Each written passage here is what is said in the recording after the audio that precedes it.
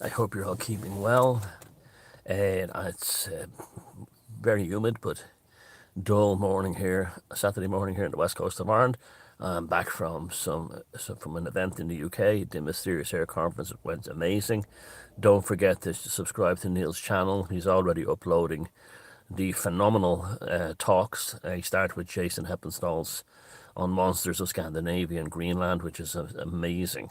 And they're all amazing. They're all equally brilliant. So, it was an amazing time. I hosted the second day and again met so many lovely people. Thank you for coming and all the love and everything that you give.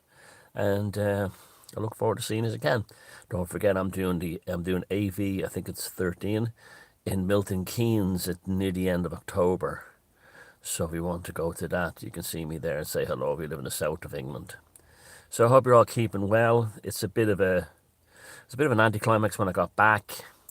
I had difficulty sleeping, but I did some fascinating explorations of English ontology, and I did a funny video on a hotel room in the Savile Suite in Blackpool in the north of England, and that I stayed in, and I did some exploring of English cities, and towns like Birkenhead that still have that kind of ontological vibe to them.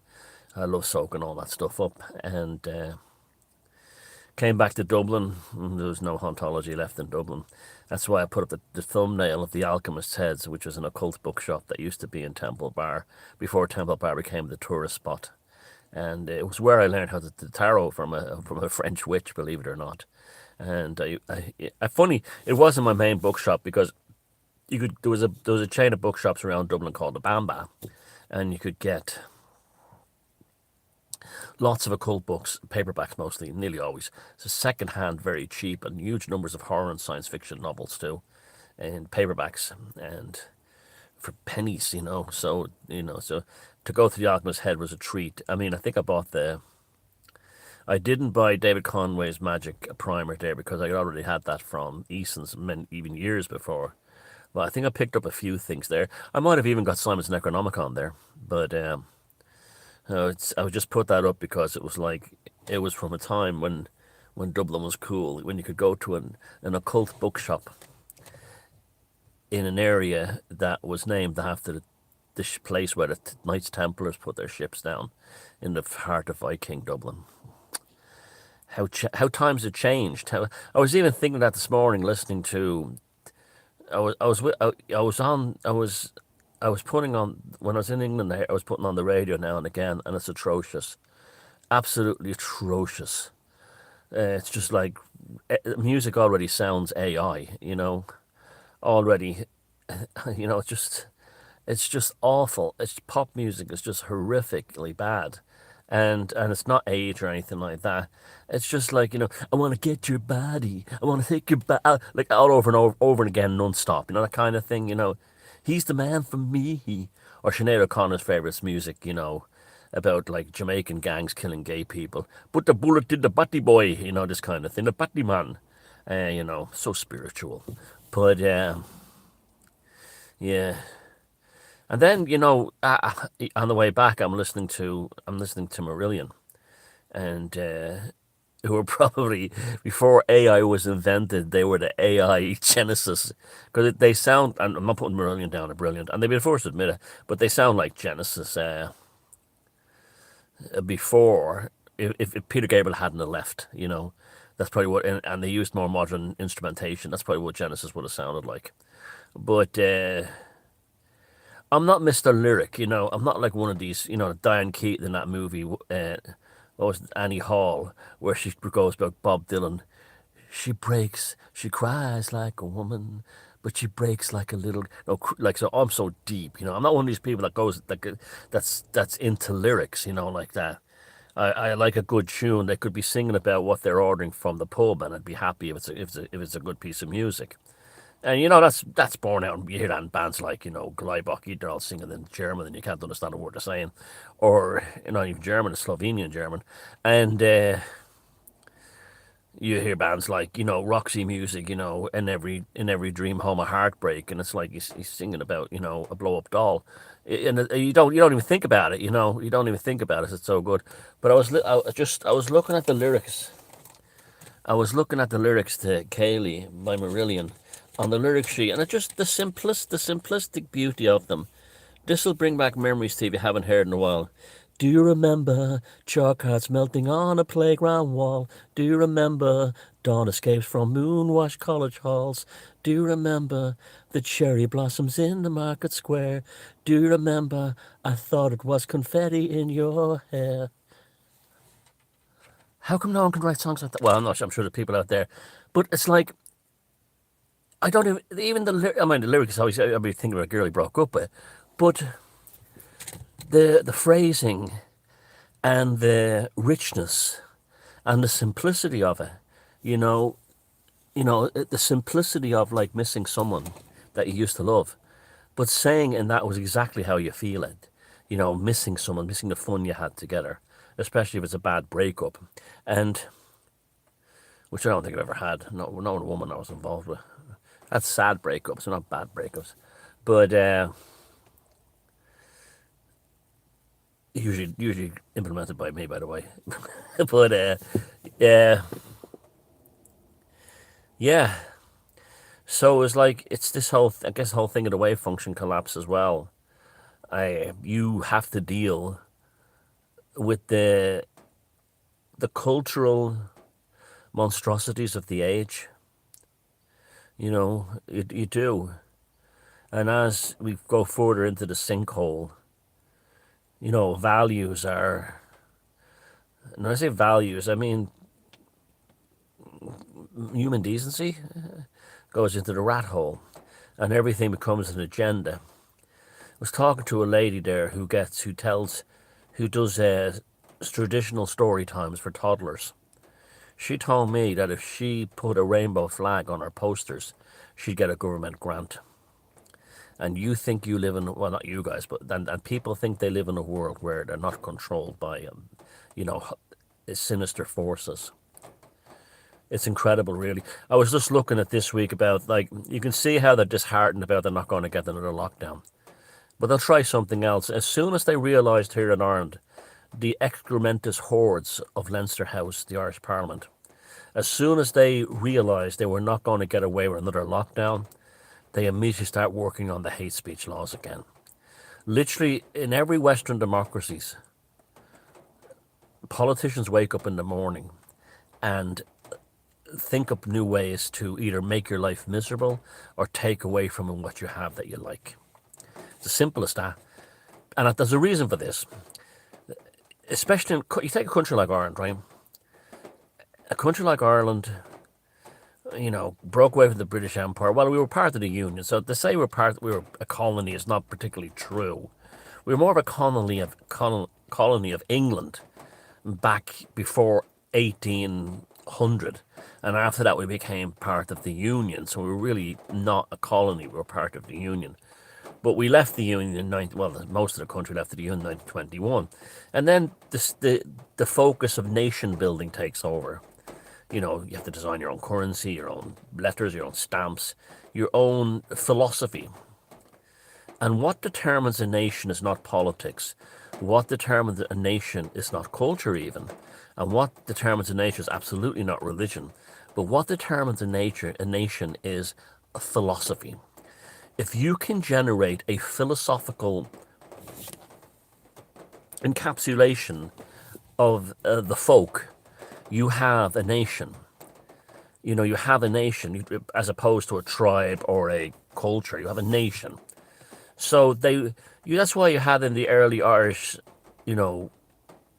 political system, intellectuals and philosophers and poets, people like William Butler Yeats and A.E. Russell, and lots of them, and many of the ones who died fighting for our independence were artists, playwrights, poets, actors, lots of magicians, by the way.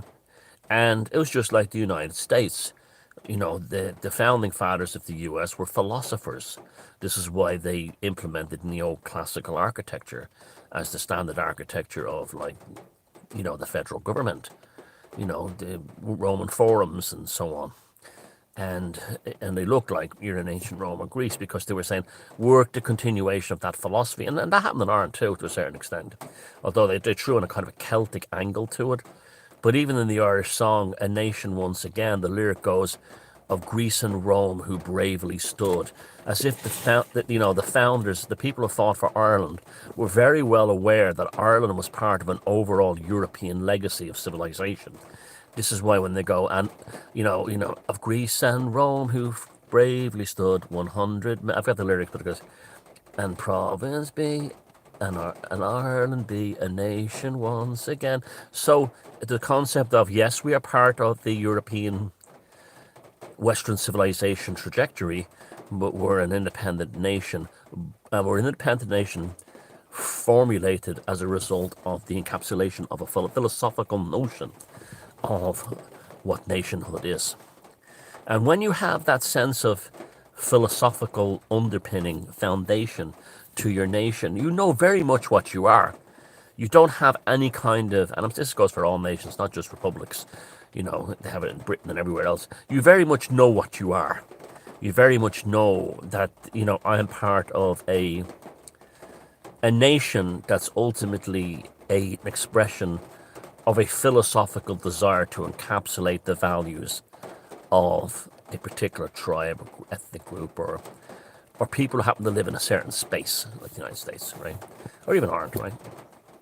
So Britain is a better example, actually. So when you think of something like a constitution, what you think when a constitutional framework, what you're thinking of is a philosophy. And that's why it's rooted in stuff like Seneca and Plato and Marcus Aurelius. And that's why these great thinkers have tremendous influence even to this day, sadly waning. Now, this country, since its foundation, seemed to have a philosophical underpinning that we were not going to involve ourselves in other countries' affairs. A wise decision. And there was tremendous hesitation by the Irish establishment, even the political establishment, to not involve ourselves in foreign wars. This included Eamon de Valera's highly successful project to keep us out of World War II at any cost, which he did, but not stopping Irishmen who wanted to go for fight against fascism, or fight anyway. They just wanted to go, let them go, and so they're not going to be arrested if they wanted to fight for a foreign country. But once they knew they had to wear the foreign uniform and not the Irish uniform, fair enough. So he successfully did that, but the problem was, at the end of World War II, Ireland was badly isolated. And when the United Nations was put together, Ireland wanted to join because the Irish government saw this as a way of unifying ourselves with the United States and the Irish diaspora, as we have power in the world.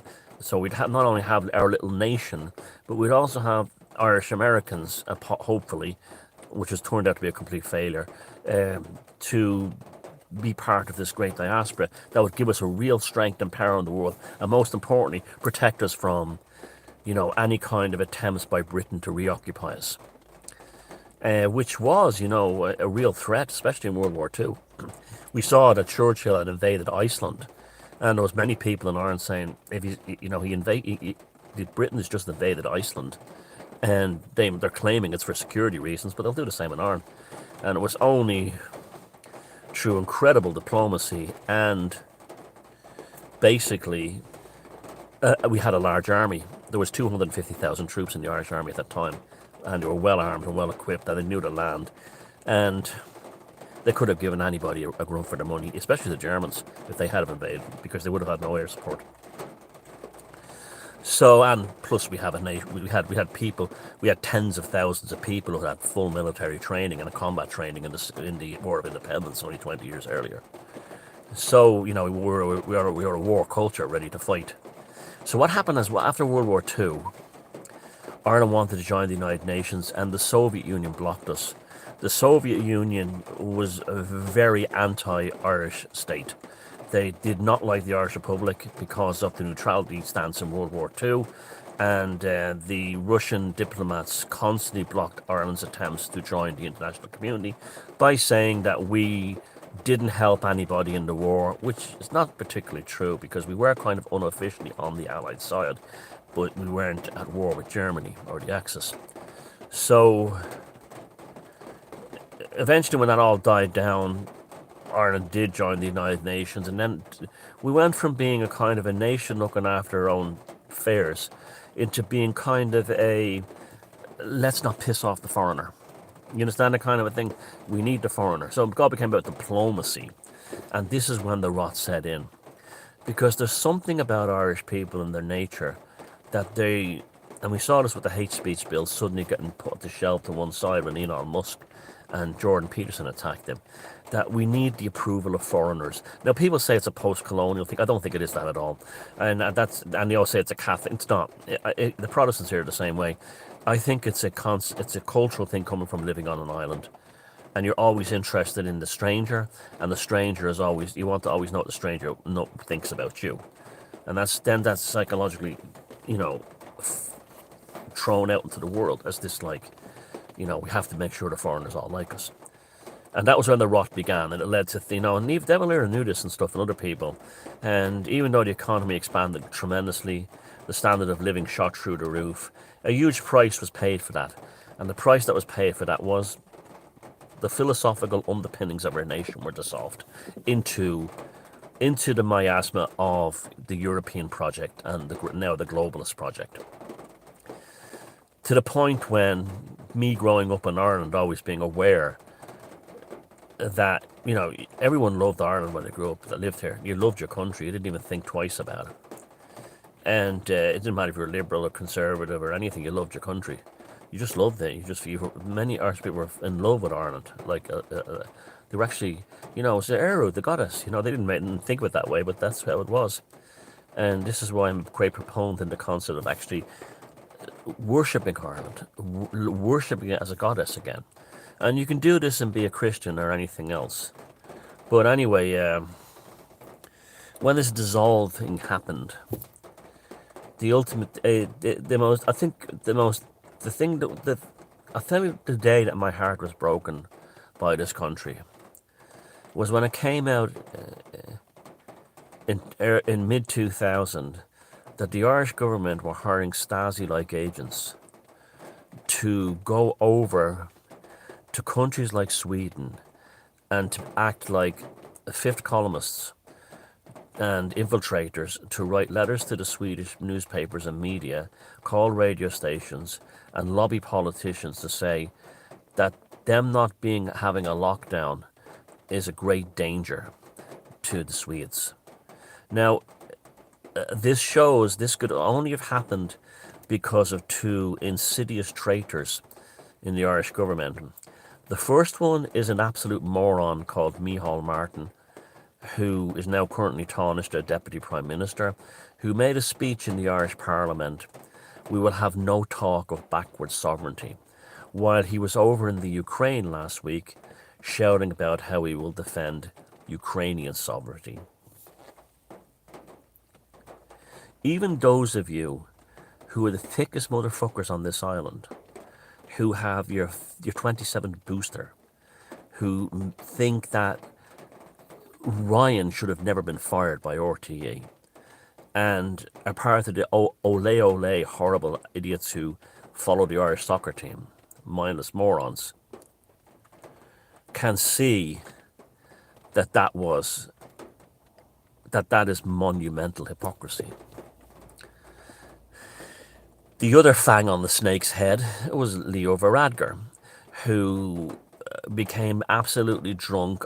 Basically, Leo Varadkar as Prime Minister, Taoiseach, has one purpose in this country: to wake up in the morning and to read the gushing fawning over him by the Irish media, mainstream. He wakes up in the morning and he says to himself, who is the one who worships me the most as a god today? Is it some arsehole in the Irish Times? Is it some paedophile who writes for the journal.ie? Is it the usual cokeheads and freaks in RTA? Which one is worshipping me today? And we were not a democracy anymore. We weren't even the nation. We died. The moment I read about that, I said, we're gone. We're not Ireland anymore. We're East Germany. We're, we're a Soviet bloc state in the modern world.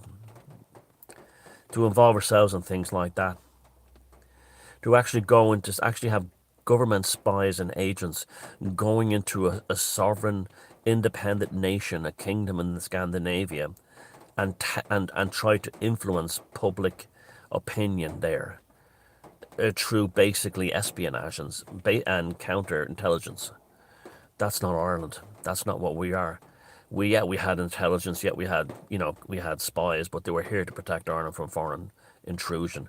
They never left our borders until Varadkar and Micheál Martin's toe rags in the government, whoever ordered it, felt secure enough to send Irish spies overseas to do, how you could sit there, and no Irish person can ever sit there and ever again and go, we never had a colony. We were always victims. No, now we are actually actively involved in a kind of a psychic colonialism. We are as bad as the Brits you hate. Not we, the government.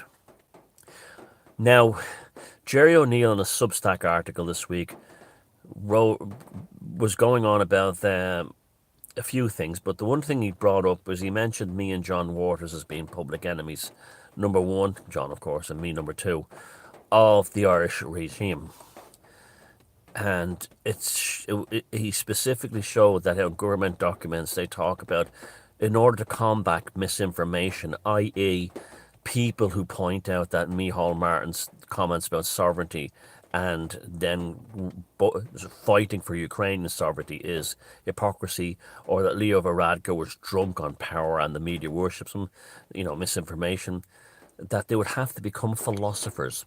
And then Jerry was saying that the reason for that is because of the intellectual level of people like Thomas Sheridan and John Waters. I don't even consider myself even up to the toenail level of John in terms of my, being an intellectual.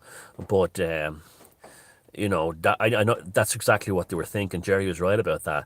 That the Irish alt media, and I'm not talking about me and John, probably Christian Morris, Jerry himself, and loads of them, they, in their own little way, are well-read, educated, a lot more learned people, like myself, combination of some academic and, a lot of self-learning, and almost exclusively. And we're not falling into the stereotype of a skin, they thought they were going to face basically gobshites to shout their mouth off, run for election, wave flags, and shout abuse at people and politicians to their faces, do what the left basically do, but they see it as, I'm not the right, by the way, you all know that. But what they've encountered instead of that is something that they intellectually can't handle, and they know it. They know they could not handle us. I know I could go onto any TV radio show in this country and absolutely crucify any politician, bureaucrat, or mainstream journalist easily. It wouldn't even be it'd be like, it would be like, Real Madrid playing Bray Wanderers in the Champions League final. And I'm not saying that out of egotism. All I have to do is read what the kind of drivel the likes of Fintan O'Toole of the Irish Times writes. It's like, actually, the Irish Times as a whole, and all the Irish media, but they're held up as the banner of the standard. The level of writing is a second high school newsletter, and it's just astounding. And and these people are paying enormous salaries, and they're not very bright. And they have definitely have, you can see, like, Fintan O'Toole is literally the perfect NPC. There's nothing inside there. Nothing. Except government press releases. He is incapable of an original idea and expressing it. And I wasn't surprised. He's tied up so much with, like, the Clintons and all that stuff. He is, you see the way Naomi Wolf has transcended the Clinton Foundation and the Clinton world, and grown as a woman, she's grown as a hag. I don't mean that, you know what I mean, as a maven as a crone, and she's grown into that, and she's transcended all that. Fintan O'Toole couldn't do that. Fintan O'Toole does not have the internal cognitive, psychological, or intellectual faculties in order to transcend someone who passionately defends government press releases. That's all he's capable of. So the government recognised that they basically only got idiots in their mainstream media who don't inspire the people. They just don't. They don't. There's a difference between informing the people and inspiring the people. Who inspires the Irish people? Why? Because I'm one of them. I'm talking to my own. Do you think someone like Fintan O'Toole from the Irish Times, when he's pontificating in his articles, that he's talking as an Irish person, an Irish person? No, he is talking as a globalist messenger boy to down to the Irish people. And John Waters is the same as me, and Jerry O'Neill and Christian Morris and all the rest of us. We're all the same. We're talking to our compatriots. Literally. Literally.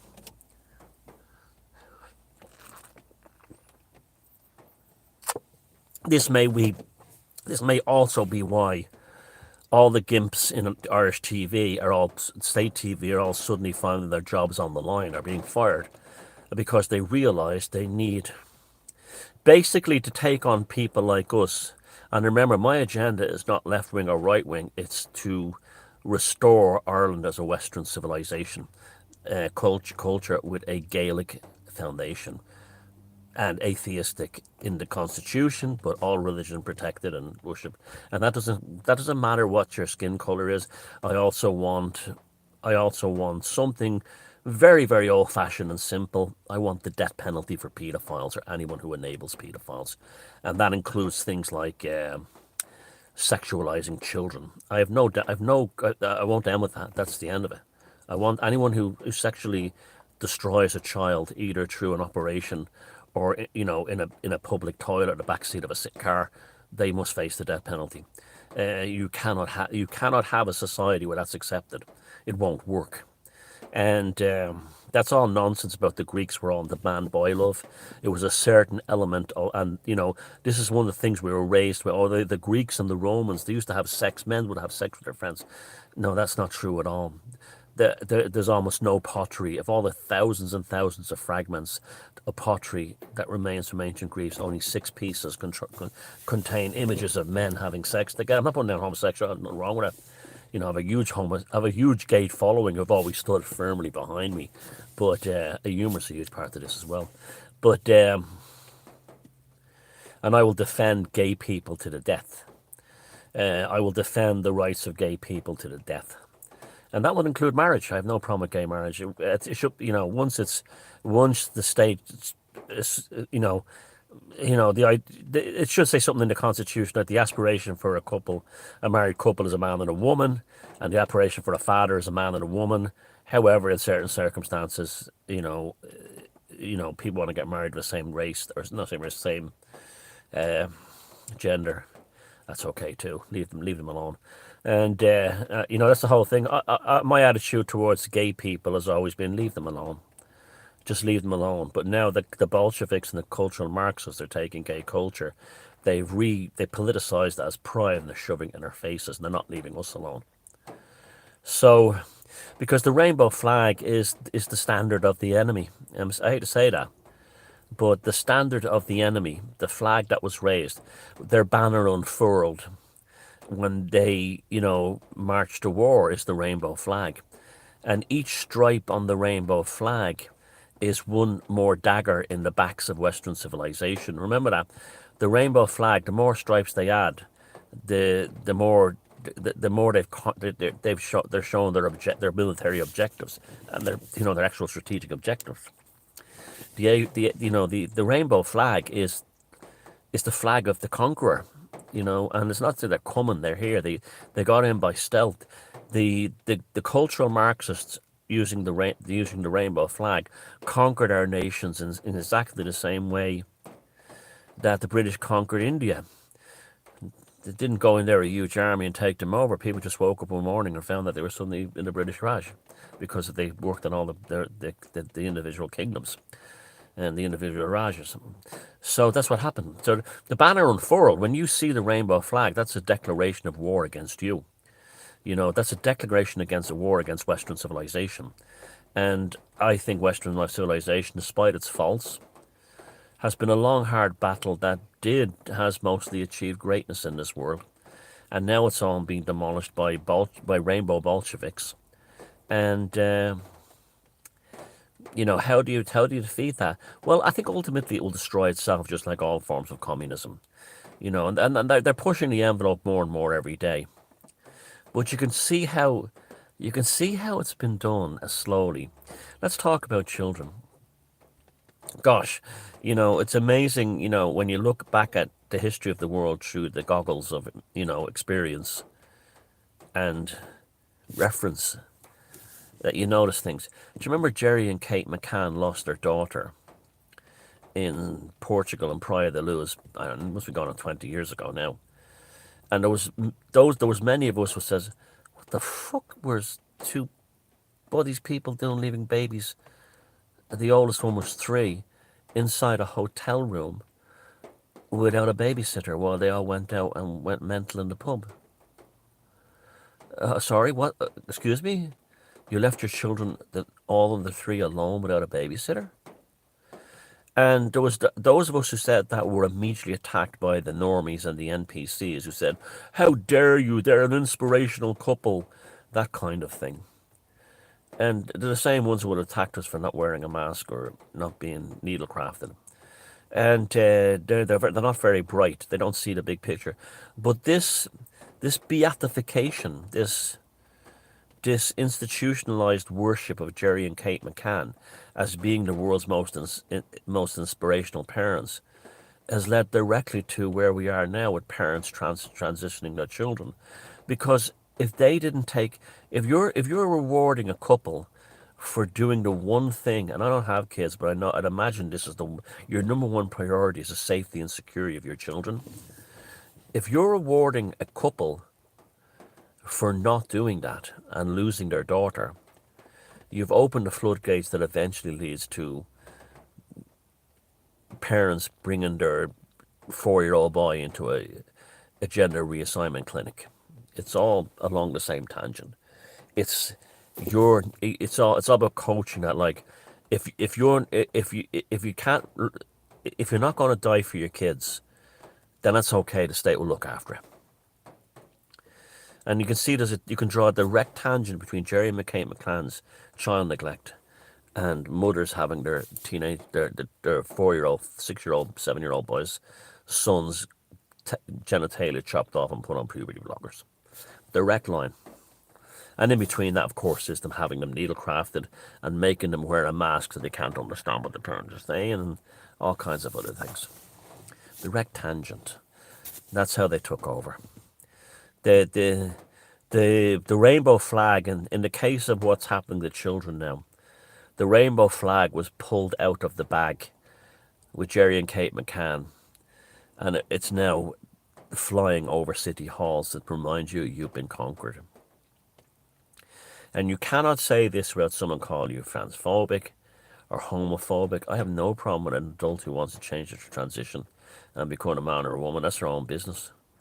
No problem. But I do have a huge problem with fellas who have the same sexual organs they were born with going into women's toilets. I have a huge problem with that. Why? Because I'm not mentally ill. And I also have a huge problem with children being encouraged to explore their gender options. Why? Because children don't have the intelligence to even late teens don't have it. I mean, I had no fucking sense until I was in my late 20s. Well, I had sense, but I mean, I was still, confused, and that's evil. That's evil. What's going on? When you see the rainbow flag, you're seeing to draw a comparison with the Lord of the Rings. That's the flag of Saruman, of Sauron. The all-seeing eye of Sauron is the rainbow flag. It's here to tell you you've been conquered, and now you will submit. And just like Bolsheviks in the past, they play one ethnic group against the others. So right now they're playing people of color and Muslims against whites. But as soon as they get that, they'll turn on Muslims and people of color. All you have to do is look at how Muslims are treated in China. Well, Muslims of the West, that's what the same people that we're fighting right now have for you. They haven't planned for you. The ones waving the rainbow flags, they have that for you, my Muslim friends. You just wait, because you'll be in the way of the message. So Enoch Burke has been arrested again. Apparently he's in a slammer. And from what I can gather, it's a complete farce. It's basically an NGO. See, this is how it's an NGO that's been set up to pretend to be concerned or frightened parents who are disturbed or frightened by him standing outside the school. This is how you're conquered, you know. And if anyone stands up to them, an NGO is created, a non-government organization, or a quango, is to use the old term, that's made up of people who are on the payroll. And their job is to pretend that they have a grievance that needs to be serviced. And in the case of Enoch Burke, some individuals have decided who have been approached by a new NGO called, Keep Enoch Off the Gates or something. Just like Ballymun for All and all these other NGOs. They're all pop-up NGOs. And, of course we're seeing them quite clearly for what they are. But it just goes to show the absolute level of scumbaggery that people who join these things, that they claim to be concerned parents and stuff, and they're just scumbags on the payroll. And basically paid spies and paid government agents. That's all they are at the end of the day. But I don't know how that Enoch Burke thing is going to be resolved. They'll probably kill him. I know I hate to say that, but they'll probably kill him. I can absolutely right now see members of the Irish government planning a way to kill Enoch Burke. Maybe, and I hope it doesn't happen, of course. But this is how depraved the Irish political body, the Irish politics are right now. And if they did kill him, which I hope they won't, and it probably won't, but they are probably thinking of it. And the plan would be right now there'll be people approaching politicians in Ireland saying, if we can have a drug dealer in some Dublin prison that Enoch Burke is in, strangling him, or something like that, killing him, or some killer to boost his reputation. That's a way we can get rid of him. And then the newspapers will be full of the great tragedy of Enoch Burke. He could have been a great teacher or a great person, but unfortunately his transphobia led to his demise. Finn O'Toole will be writing that, people like that. And after he gets the press release from government to tell him what to think. And so I hope, this is one of the reasons I'm saying this right now, I'm putting out the possibility of Enoch Burke being assassinated, not to upset his family, but to actually protect them, because they won't do it now. If enough of you share this around and talk about this and talk about what Thomas Sheridan said, then, or anybody, no, don't even cite me, just say what what you think, that they're probably going to try, there's a good chance they might try to kill him in prison, and then that's a way to get rid of him. And that's how depraved and dark the Irish political system is right now. And so, we must talk, we have to, one of the reasons the government here wants philosophers is because they were too good at undermining their next move. We've all seen how the NGO works. As soon as they ran into Ballymun, the people in Ballymun went, pop-up NGO, same in East Wall, pop-up NGO, get out of here. Get out of here. And they have an awful habit of things blowing up on their faces. Christian Morris says they now have a soap opera character here who's supposed to be a far-right truther. And he actually he actually comes across really well. And they got like a guy who comes across really, and it's like it's blown up in their face. They trying to make the point that it was like, this is the end. They picked, the casting was terrible. They get everything wrong. And that wouldn't work. Even if they got it right, it wouldn't work. They've lost the philosophical war. When you have lost the philosophical war, you've lost the war. You have lost the war completely. This is why the likes of Julius Caesar, Marcus Aurelius, Seneca, and all these other types of people there was they understood Plato. They understood that the philosophical foundation was ultimately the surrender document of the other side. And one of the great legacies of the European project, I'm not about the EU, I'm talking about from day one, the European civilization, is the concept of the philosopher kings, the Napoleons, this kind of thing. And we have this vast well to draw on that they've abandoned. To see, this is how they've shot themselves in the foot. I remember a few years ago, the gorgeous Brian Cox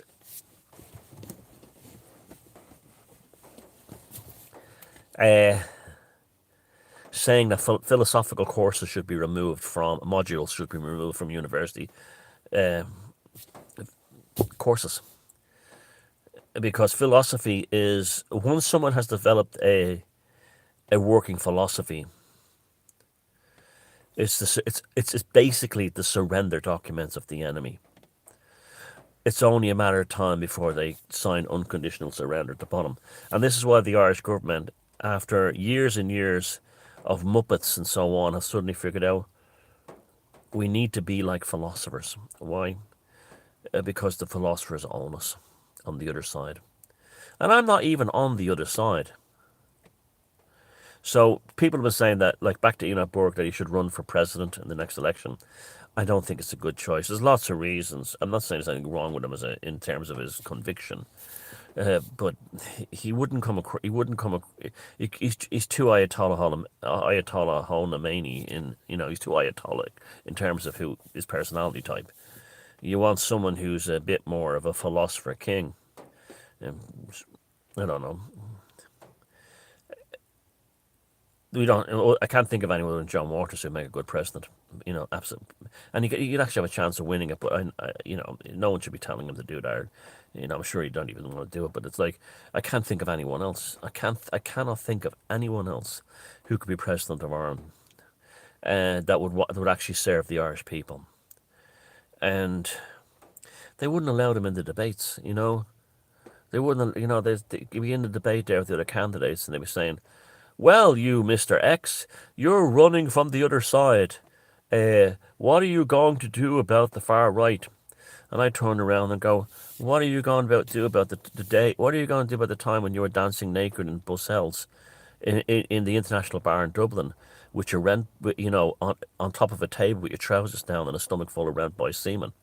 That's what I'd be like. That's why I could never do anything like that. I wouldn't. That's completely what I'd be like. I wouldn't pull any punches. You know.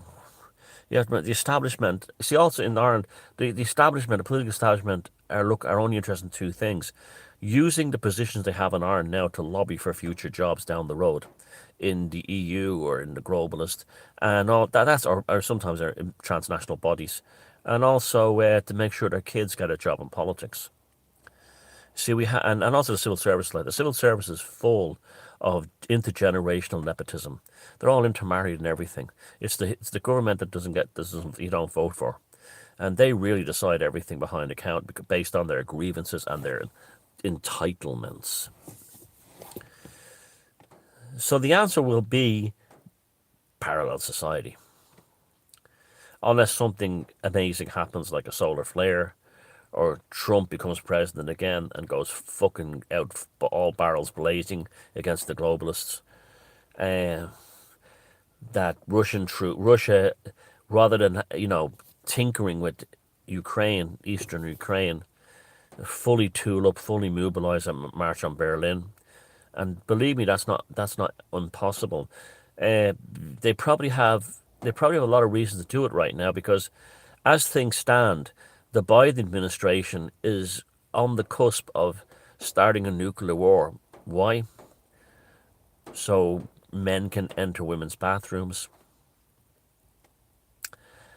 So it's the same thing like every Western taxation policy is now determined by the tantrums of a Swedish gimp. You just think this is how destroyed the West. Let me tell you, folks. You know that song by the Smiths, a rush and a push and a shove, and the land that we stand on will be ours. It has been before, and and it will be now. That's what it is, a rush. And that might have even been a De Valera speech that Morrissey got that from. A rush and a push and a shove, and the land that we stand on will be ours again. Why? Because the globalists and the rainbow flag Bolsheviks, for all their power, are at the end of the day like a bunch of flaming queen hairdressers from the 1970s going, "Oh my God, the hairdryers will break down."